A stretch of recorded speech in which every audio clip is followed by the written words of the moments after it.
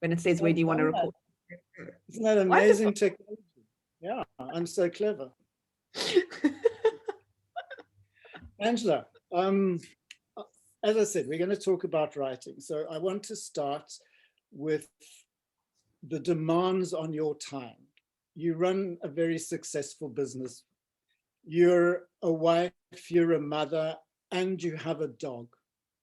No, I lost the dog. Sorry, it's very controversial. Lost the dog. Yeah, the kids couldn't hit it. We lost the dog. We couldn't handle it. The kids couldn't handle it. So yeah. So it's just the kids and the husband now and the business. Yeah. All right. But how do you manage this time? I mean, when do you find time to write? When do you write? In the morning, in the evening, weekends only? No, not weekends only. Definitely, when you've just congratulations on your new book, by the way, Rabbit Hole. I'm going to get it. So how a story just starts taking possession of you. So in the beginning, usually when I'm starting a new manuscript, it does take me a while to kind of really settle into it. So it usually starts with just an idea. Usually I get these ideas at coffee shops for some strange reason.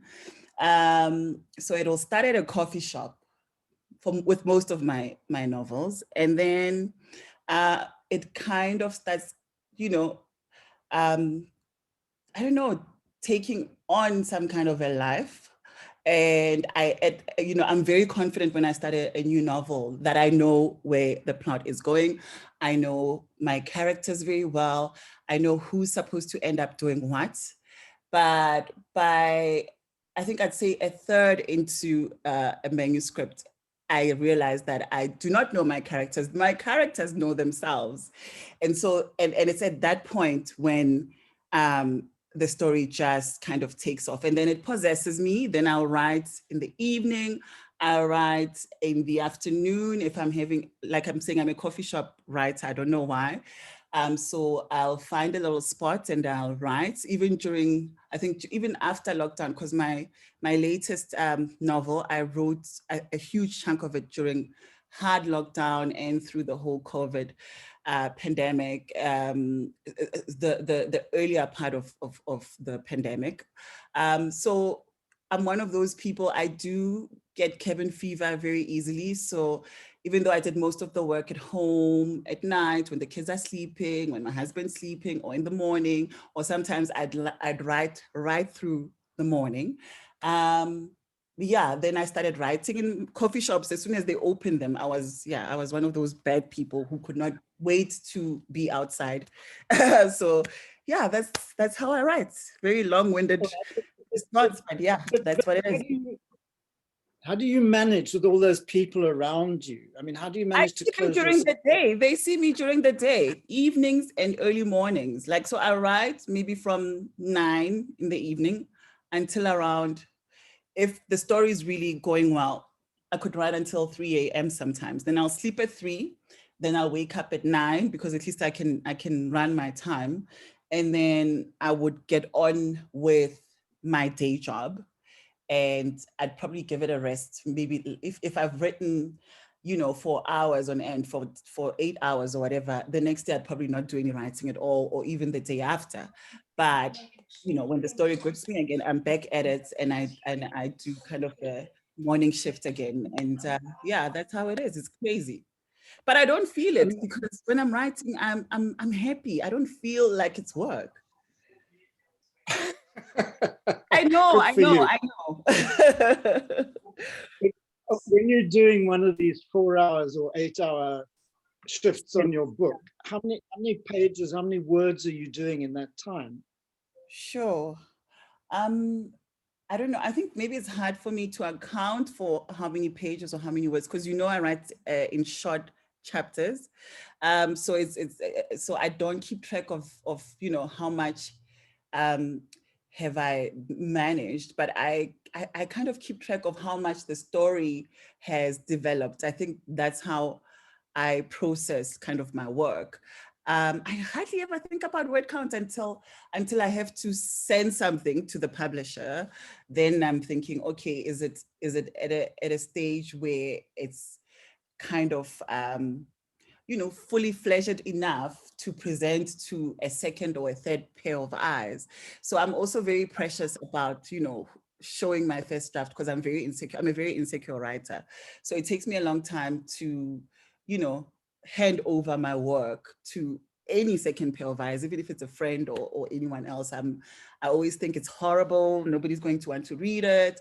And so it takes me a long time to do that. And then I print it somewhere so that I can read it and see all the ugly, glaring mistakes that I've missed because I was looking at a computer screen.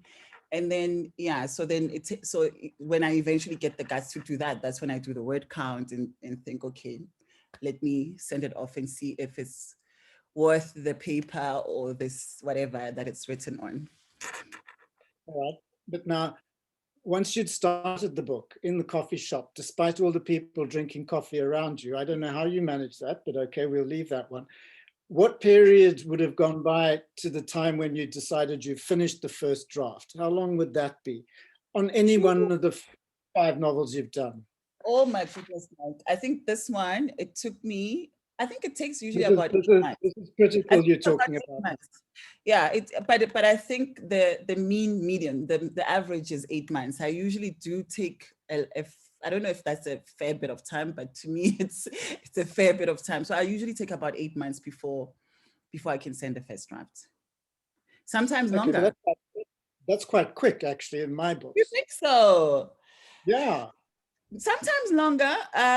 When did I start writing Critical but Stable? I started writing it in October of the other year of 2019. Then I thought it was terrible. Then I left it. And then I picked it up during lockdown. Okay. And that's when you finished it? I finished, first draft? First draft, yeah. I mean, the book was published in October. That was really fast going. October, I started it in October 2019. Yeah. And then I thought it was rubbish. And then I abandoned it at around, I think, April, May 2020. No minute. So I must have started it in October 28. When did I start this thing? Okay, now I can't remember, but I started it early 2019. And then I know that I abandoned it at some point. So I think I abandoned it in October 2019. And then I picked it up again during hard lockdown. Right. What made you abandon it? I mean, what was so dreadful that you... I thought it was terrible. I thought the premise was a bit flimsy. I wasn't sure of some of my characters. I wasn't sure where to take them. And I think, it starts with a dead body. And I think I had very concrete ideas of who that dead body was. But as I was developing the other characters, then I thought, no, actually, this should be the dead body. And then I just started getting confused. And then I thought, maybe the whole thing doesn't work. But it obviously worked very well because you landed Bloomsbury as a result of all that. I mean, that's an accolade. Huge one. I landed Bloomsbury for The Blessed Girl, not for this one, for the one before, the one just before this one. Yeah. Okay. All right. Sorry, my confusion. Okay. Just to get back to critical, what interests me is the comma that comes after the but. Yeah, I know, the controversial comma. What sort of genius sort of made you put that comma in? I've gotten into so much trouble about that comma. And I know that somebody, a literary professor who's a friend of mine, saw the comma, because I actually posted, because I was excited when I had just started.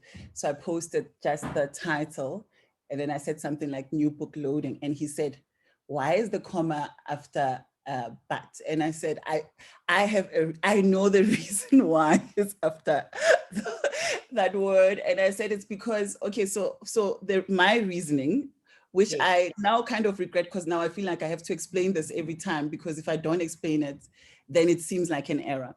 My reasoning was, okay, these people's situations or these people's marriages are in a critical, they're in a critical but stable condition. But for me, the emphasis was on the stability of it. So it's critical, it's disastrous, it's almost kind of unsalvageable, but you can salvage these marriages. So that's why the but before stable. I don't know if that makes any sense to anyone except for me. But that was my thinking. And I mean, I thought you'd done a really clever thing, because I thought that's going to get everybody talking by doing that. And I decided that you had to have done it deliberately as a PR stunt. I did it deliberately, but I just thought, I don't even know if I'm going to be able to explain it properly, but it made a whole lot of sense to me when I put it there. Indeed it does. Indeed it does. All right, now let's go back to Red Ink, your first book, 2007. That's a long time ago now. You were working then as a journalist, and you were doing a job of tracking a serial killer. And he asked you to write his story. I wrote to him. A fair amount of research. What's that? You'd done a fair amount of research into the whole phenomenon of serial killers. Yes, because remember, I had written, so he got sentenced. It's Moses. I can say his name now because I've said it a couple of times, and he hasn't complained, because he calls me on my birthday to say happy birthday. So I wrote to him just after he got sentenced, and I said I wanted to interview him behind bars. I wanted to find out why he did what he did. I wanted to understand what, triggered, that kind of rage or anger, or I don't know, whatever it was, against women, because he specifically targeted women, young Black women at the time. And he contacted me 8 years after I'd written to him. So, and remember, with a lot of serial killers who become high profile, they get addicted to the media attention. So this is somebody who would be interviewed by, all the global news networks. And I think he enjoyed that attention. He did enjoy that attention. And so I think he'd gone through his mail, and he decided, he'd gotten into his head that he wanted somebody to write his life story. And I think he had approached other journalists before me. I mean, he's never said anything about that, but that's just how I reasoned it, because I'm just thinking, you can't contact me 8 years after the fact. And so I think he'd gone through all the mail, and maybe he'd contacted some of these people, and they probably thought he's old news. But anyway, so he contacted me, and he said I'd asked to write his life story, which was a lie. But I was in a space where I had just left journalism, and I had started my company, and it was kind of quiet. When you start a new business, of course, there's going to be that lull period. And I got to thinking that maybe, because I've always wanted to write, I just didn't know what it is I would write the day I got the guts or the courage to actually do it. And so I thought, maybe that's not a bad idea. So I went to see him at CMEX. He was at CMEX at the time. So yeah, that's what actually sparked the whole, process of me writing a book, which initially was supposed to be a biography about a serial killer, but ended up being a fictionalized account of that encounter. Why did you move from the nonfiction idea to the fiction idea? I mean, were writing novels always in your scheme of things? No, I was a journalist, so I never thought I had the imagination to write a novel. So how it happened was, so Moses is a psychopath, and I realized as I went to visit him that he was playing games with me, and as part of our exchange, because there's only so much you can do, when visiting an inmate. You can't even bring a notepad to even record whatever it is that you're discussing with him. So that was the first hindrance. And then, so I had to actually remember, kind of try and recall whatever it is we discussed when I got home, and then write it down so that I don't forget. So that already kind of made the whole process quite difficult. And then he would send me, so he had access to mail, so he would send me case files, or he would send me details of somebody that I can talk to regarding something that we discussed, you know. And then he started writing me love letters.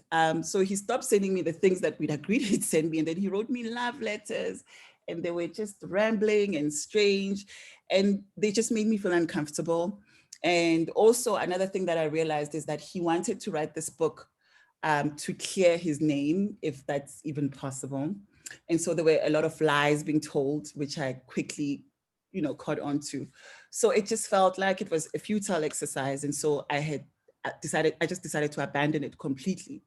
And then I think about a year later, I bumped into a publisher whom I kind of related the story. It was a cocktail function and we were laughing about it. And he said to me, you know, this would actually make a great work of fiction. And so I thought about it and I thought, yeah, he could be onto something. So that's how it happened. Okay. So now the question is, the publisher that tipped you off to the fact that it would be a great work of fiction, did that end up being the publisher? It was somebody from Jonathan Ball. And you know, they write nonfiction. So no, that was not, unfortunately not. Was it difficult moving the story from the nonfiction side into the fiction? I mean, because that entails a whole lot of new things that you had to do. Yeah, I quickly realized that as a journalistically trained writer, stylistically, there's certain kind of principles of writing that my head is kind of attached to. And I thought that to write a passable manuscript, I had to reject the way I thought about, you know, writing. And so I actually, I enrolled for a writing course with Amanda Patterson. It was amazing. It was a brilliant, I recommend writing courses.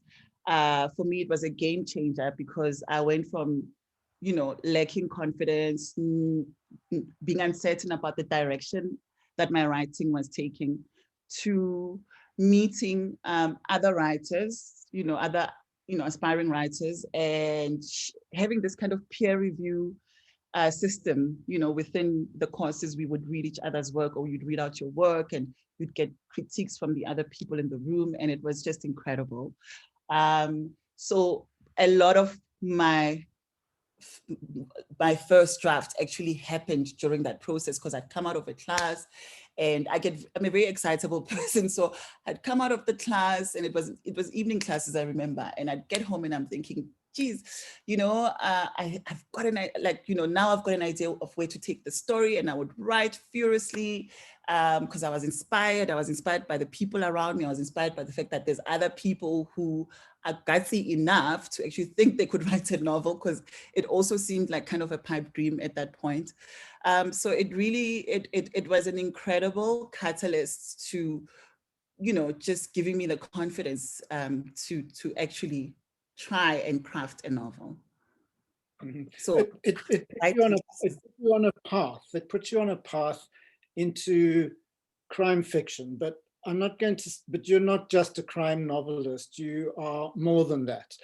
But it's kind of defined you in the beginning in that sense. Do you feel it was too narrow a definition, or do you think you've managed to break out of it? Sure, that's a very interesting. Maybe you didn't want to even break out of it. Yeah, I think I do kind of like, well, I mean, I know I love the genre. I think 80% of the books that I read are either crime thrillers. These days, I actually love these domestic. I know they're getting a bit corny, but I do like these domestic thrillers because I'm fascinated by, you know, just human nature. And I'm more fascinated by an ordinary person finding themselves in kind of an extraordinary sense of circumstances and just finding their world kind of torpedoed in a direction that they didn't expect. And it's kind of this massive threat to their lives. And I enjoy it more when it's located within just domestic, you know, even domesticity, just ordinary day-to-day people. So I think what's happened is that, you know, I I've evolved from Red Ink, which was kind of a hardcore gritty thriller, to, I don't know, I kind of throw it, like I'll set a book will sound like, I don't know, I don't know, a drama or something, and then I will throw in a dead body and cast aspersions on some of my characters so that they're all suspicious, or, you know, I mean, so I think the crime writer in me remains, even though my work is starting to shift towards a different direction. To me, the direction that you shifted into is you're now critiquing society, our society. You've become a satirist, and along with that has developed a sense of humor, and the books are now have great funny parts to them, which wasn't so much the case in Red Ink. So I mean, that seems to me the way that you're going. Do you think writers need a sense of responsibility when it comes to how they look at society? Yeah, that's another interesting question, because I think when I was starting out, when I was younger, I actually hated having that responsibility cast on my shoulders, because I felt that, I felt that, first of all, you know, if you look at where, especially South African writers and Black South African writers, moving from apartheid, that it almost came as a prerequisite that the work that you write has to have kind of a strong social responsibility because of how fractured and how damaged our society was.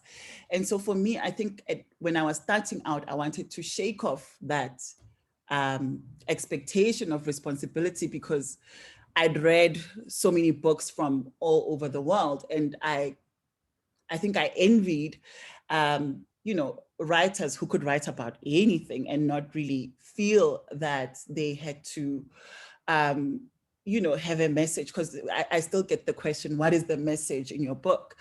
So when I was starting out, I actually wanted to distance myself from that responsibility, but now I embrace it, not because I feel that I have a responsibility, but because, I don't know, maybe because I care. You know, I just care about, you know, the kind of society that we're living in, the kind of society my kids are going to live in, the kind of values that, you know, we're embracing as a society, and whether they are taking us as a collective, they're taking us in the direction that we would like to see ourselves in. So it's yeah, I think it's just become kind of an organic sense of I don't know, giving a damn.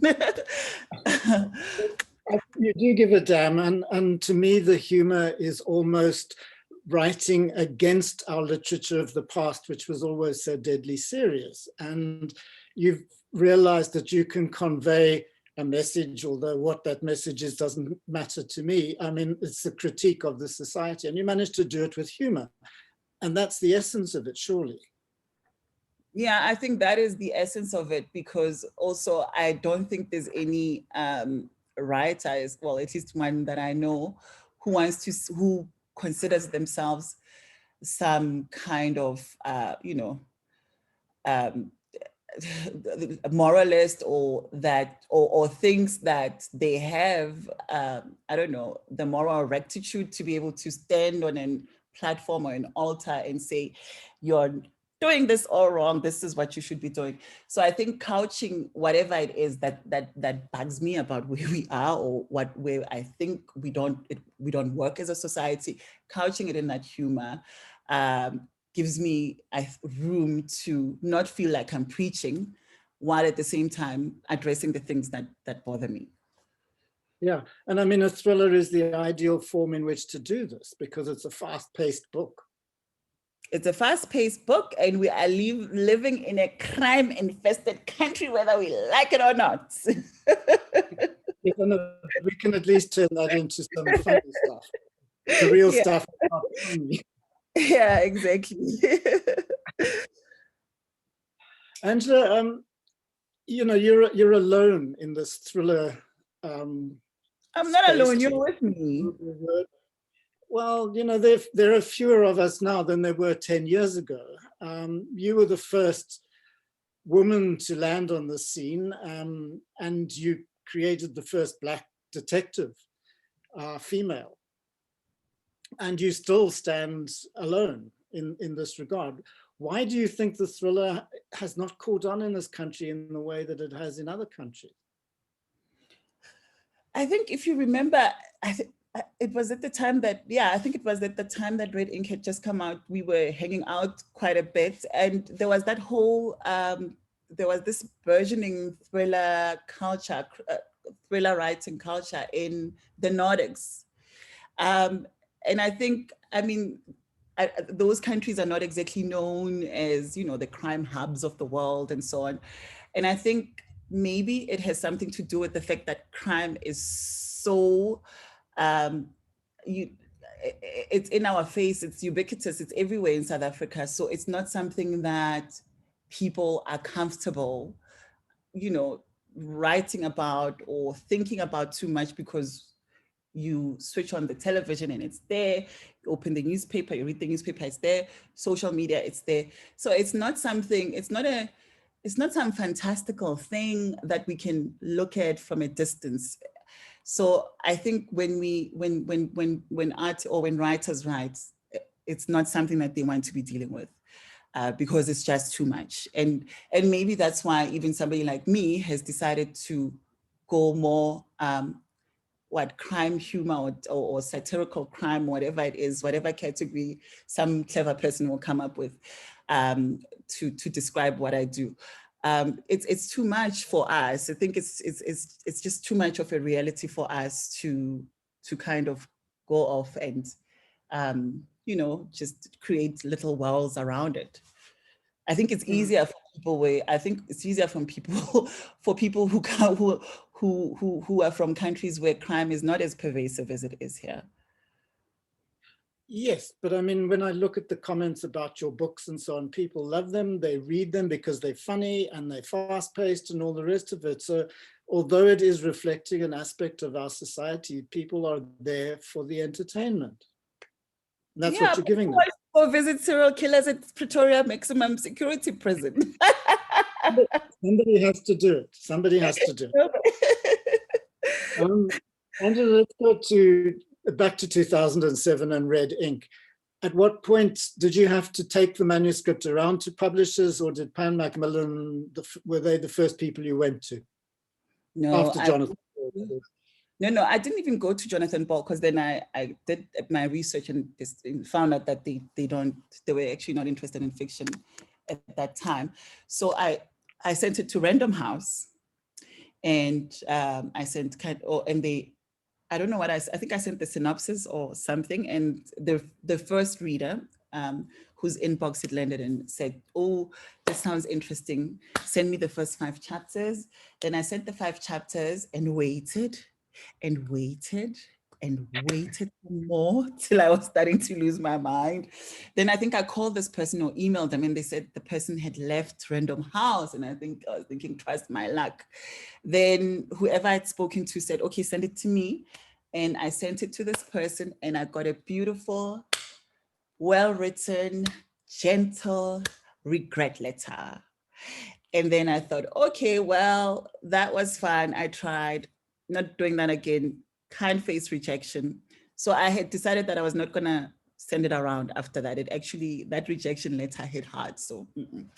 And then a friend of mine, Amanda Peterson from Writers Write, the person, the facilitator of that workshop, sent it to Pen Macmillan. So she sent it to Pen Macmillan, unbeknownst to me. And a few weeks or something later, I think I missed a few of the courses. I couldn't go, maybe a night or two. And then the next time I went, she said, "I've been looking for you." Why? She says, "Terry Macmillan wants to talk to you." Who's Terry Macmillan? Pen Macmillan, Terry Morris, sorry, Terry Morris. And and that's how it happened. And Terry loved it. And I've been with Pen Macmillan ever since. And have they just taken your books somewhere just like that? Yeah, somewhere net. So yeah.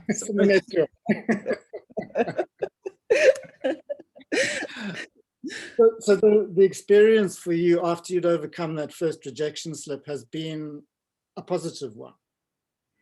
Yeah, but I think also maybe I am a bit of a coward because I think I don't know if it's cowardice or, I mean, my relationship with Penn Macmillan is a very good one. But I've not ventured outside of Penn Macmillan, to test the waters and see what else is out there. So I don't know, for instance, if I would be rejected by another publisher. And yeah, I think for now, I'm still okay where I am. So let's look at The Blessed Girl, and that was picked up by Bloomsbury. Yeah, yes. Oh, so yes, somebody else does care for my work outside of Penn Macmillan, yes. Yeah. But they were within a big group. I mean, because Penn Macmillan must probably distribute Bloomsbury in this country. Am I right? No. My agent is the one that made that Bloomsbury deal happen, because remember, Penn Macmillan is actually global. So they have, what do they have? They've got Macmillan in the UK, for instance, which is where where Bloomsbury is from. Yes. So basically Bloomsbury they picked the title over, I don't even know if it was shopped to Macmillan UK. But I was thrilled because Bloomsbury is huge. So I was very happy with that deal. Yeah. And did they do a paperback version for you, or did it just come out in a trade paperback? They did hardback and they did paperback. Yeah. Hardcover and paperback. Yeah. All right. Now that tricky question that all writers get asked, and it's a very irritating one, I know, but has anybody ever approached you about a movie? Now, I know they've all approached you all the time, so you can wax lyrical about this. How do you do this to me? I've been approached by everyone and his uncle and her mom and their grandfather. It is terrible. It's terrible. And I remember you told me this. And yeah, I mean, I think almost all of them have been picked up by a production company. And it's been dreadful. That's all I can. But it depresses me. They have bought options, have they not? And you have bought options. So remember, when you sell an option, you sell it for there's a cooling off period, because you don't want somebody to hold on to it for 3 years and do nothing with it.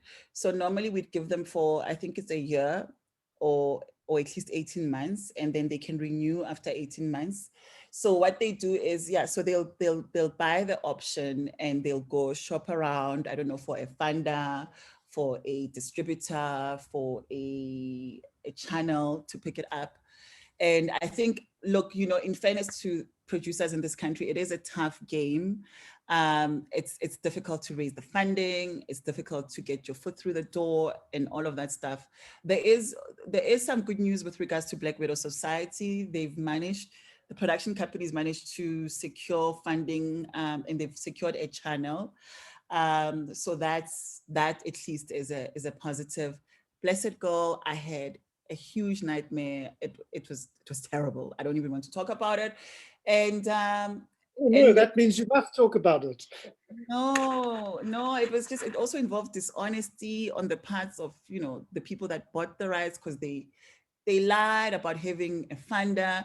And so a lot of people were interested in Blessed Girl when it came out as a movie option.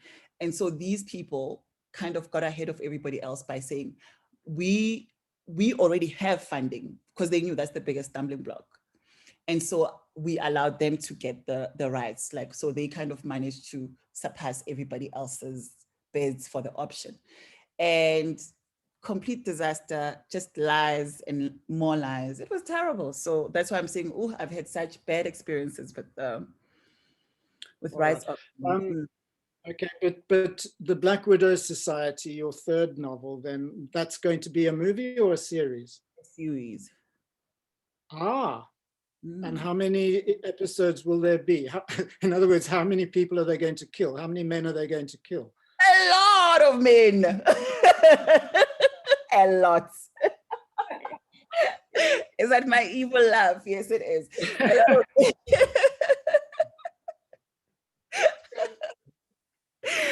I think it's going to be about 13 episodes. 13 men you're going to kill off. Wow. No, I'm not killing men every episode. I'm not that crazy. I thought you just threw in a body every now and again, but 13 bodies sound like quite a lot. No, that's a mass shooting. That's too much. No, we don't do that. It's a massacre. We don't do that. We don't do that here. But I mean, that book was just a fantastic concept, and it was so funny, even though it was so dark. Yeah, I had so much fun writing that book. Okay? I'm sure you did. I could see that. There is nothing like the moral justification of doing in bad men. Yes, of course there isn't. Please, if there's anybody who wants to ask a question, now's the time to pitch in and do so, either on screen or just drop a chat down the side. While we're waiting for that, Angela, when it comes to a relationship with an editor, how is that? Is that an easy relationship or is it a difficult one? I've had, how many editors have I had? I think I've had 3. So the first one, it wasn't great because I think we didn't understand each other. And I don't know, and I feel like it was a bit of a rushed process. And then the second one, we completely did not understand each other. And I think there were cultural differences and nuances that we just could not be able to, we couldn't meet each other halfway. And last but not least, my favorite and current editor is brilliant. She gets me. She does sometimes suggest tough stuff that I don't want, and then I'll fight for the stuff that I want to fight for, that I feel is precious. And I will let go of the stuff that I, like if I think that it enhances or, accentuates what I'm trying to do with the book. So yeah, it's a tricky relationship. And I think you'd be lucky if you get it right with the very first person that you work with. I somehow doubt that that's possible, because I think also as a writer, you need to know your own voice and have that confidence to assert the things that are important to you and fight for them, and know what it is that you're fighting for. I'm sad that I won the fight about the comma because I hate having to explain it, the critical but stable comma. I wish I just relented and said, okay, it's fine. But it shows that there's that element of respect, that the editor kind of respects my opinion and the things that I feel strongly about, which is, I think, what makes it work. But you were quite a challenge to the existing infrastructure of publishers. In 2005, 6. Sounds like donkey years ago now. It's very unusual for white publishers to have a black author. It was also, you were writing a thriller, which was not a genre that was commonly published in this country. So I could anticipate that there would have been a mismatch between you and your editor. I mean, it was new ground that you were breaking. Yeah. And I'm sure the passage of the last 13 years or so has made that a lot easier, at least I hope. Yeah, I mean, it has. And like I'm saying, I think it's also when you're new in writing, I think you don't know how important it is to, and I think maybe it's also the fact that you may not have a strong sense of what it is that you want, or of your voice, your writing voice. And so, of course, it's also one of those things that come with experience and growth, I suppose, as a writer. And yes, it was challenging, and I think it is still challenging right now to be writing as a Black writer. But for some reason, with my current editor, she's white, but I think she has. I think she's the kind of South African that understands that we're in a very diverse community here, and I think she respects the fact that there's cultural nuances that she may not understand or get, and she's not afraid to ask, and then if I explain and then she gets it, she's willing and able to embrace, you know, the fact that this is how I don't know, Xhosas do this kind of thing, or this is how a Black woman would respond in this kind of situation, even though maybe for her as a white woman it doesn't make sense, because that's just not how she's raised or how she operates in the world, you know? So I think it is important, you know, for editors as well to understand that we're living in this kind of diverse society. Well done for breaking the ground. There's some questions coming up to you. How do you block out the family noise? My hubby hovers over me, distracting me with tea. This is from Ruth. Do you have a hubby hovering over you with tea? Or with the C drink? With a C that has a surname, the drink with a name and a surname.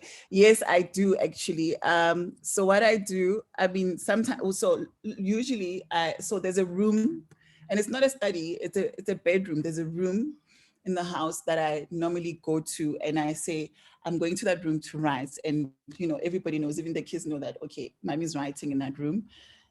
And, but then, you know, you get writer's guilt, because, you know, not only writer's guilt, I suppose it's that, I don't know what it is.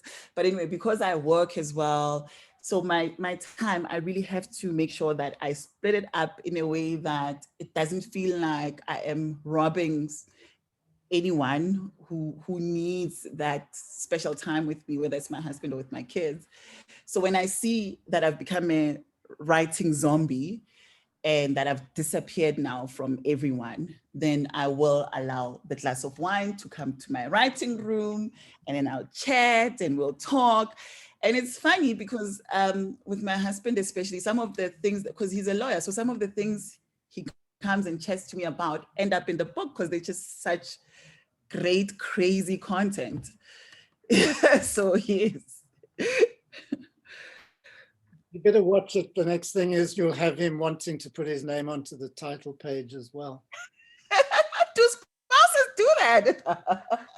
I bet they do. All right, from Juliet, this is a question that goes back to Red Ink. How did you deal with waiting for the publisher to get back to you? Did you drink a lot during that time, she's asking? Oh, wow. I was young, so I think, you know, I partied. I partied just to forget that nobody's said anything, nobody's responded, nobody likes my work. Okay. That's a good enough answer, I think. Then Glenda asks, will you be involved in the screenwriting for your series? I love that question. There's something that I'm doing differently now because of the fact that these, I don't know, these adaptation pitches and have not really worked out, but I don't want to talk about it yet. It's too early for me to talk about it, but it relates to the question that she's asked. And it's a small affirmative, but that's all I can say. I can't say more than that because I feel like I'm going to jinx it. Slightly to the side then, would you want to write a script? A film script? Okay, I'm in the middle of something along those lines, but it's too early and I'm still figuring out what that looks like. And you know, I like courses and things like that. So yeah, it's something that if I were to do, I would want to do it right. So I would probably study it, even if I'm studying it while I'm writing. So that's kind of that's the best answer I can give without giving away too much. I won't go there anymore. I understand. It's difficult territory. Pauline asks, how many drafts do you write until you feel you're ready to at least as good as it's going to get before you give it to somebody else? I'm sure it's probably chapter dependent, with some chapters needing less writing and some needing editing, etc. How is it for you? I mean, are there parts of the novel which you know need to be reworked, or do you just I think it all needs reworking. I think also I do the rough draft method. So I write a bad first rough draft because I just want to get the story on paper. And I know it's terrible, but I know that if I stop, I'm never going to write it, because if I become too precious about, you know, that perfect first draft, then I may not even get to page 50. So I'll write my terrible first draft, terrible rough draft, and then I will, like ordinarily, I don't read it right off the bat. I will give it time to marinate there in the laptop, marinate for like maybe a month or two.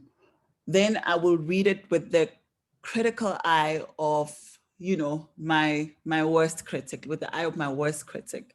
Then I'll pick up all the gory stuff that I would never want anyone to see, and then I'll start fixing. And then I think I do about maybe 5 drafts, and then my last draft I printed, because like I'm saying, for me, words kind of pop off the page more than they do on the laptop. Errors kind of pop more for me off the page. So long live the tree, long live paper, because I don't know what's going to happen if we stop using paper.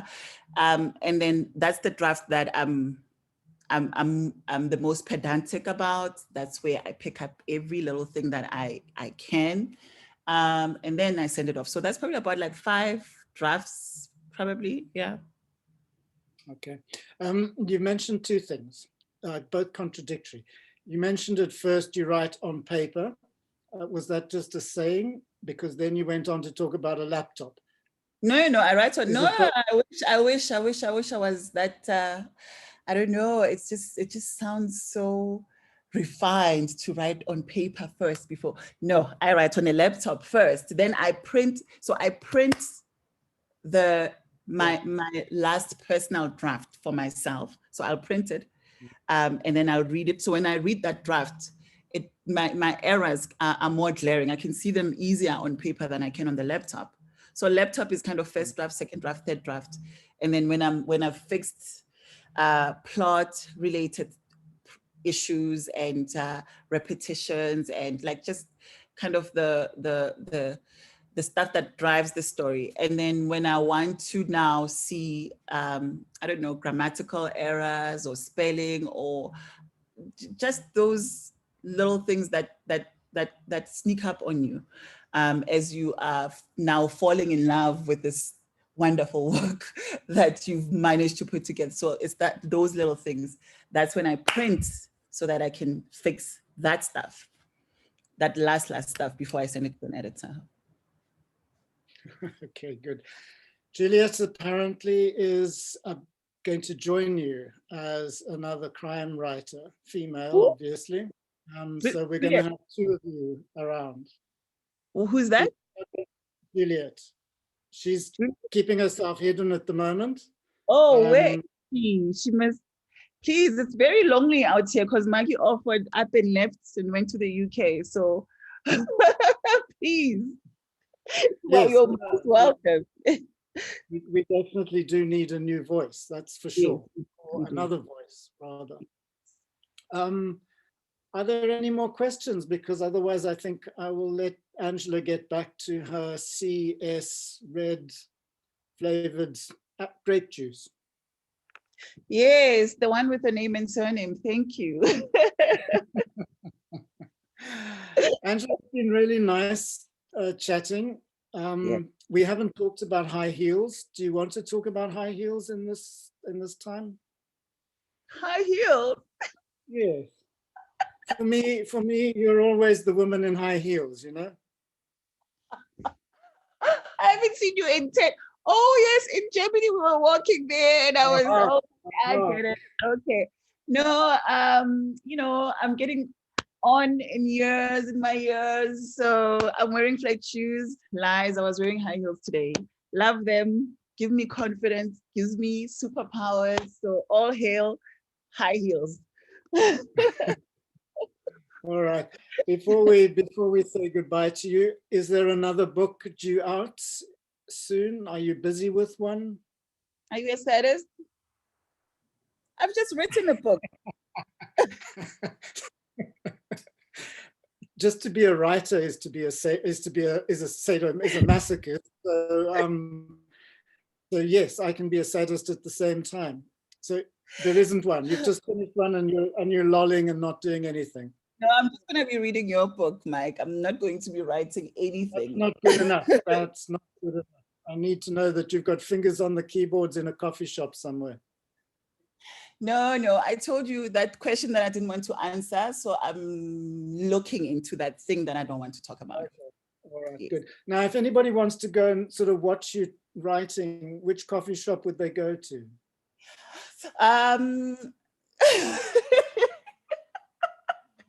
No, I think I'm not going to answer that. I don't want to be stopped. All right. Ruth says so much. So thank you very much. Pauline says the same. Thank you, Angela. Good luck with your future projects. That's Jill in the background. That's Jill in the background clapping. Oh, yes. Thank you so much. Cheers. Hey, thank you. It was fun. Thanks for lightening me. Thank you very much. I was exhausted. So thanks for cheering me up. Okay. Good night to you then. Night. Cheers, Mike. Bye-bye. Hi. Thanks, everyone, for joining in. Cheers. Thank you. Bye.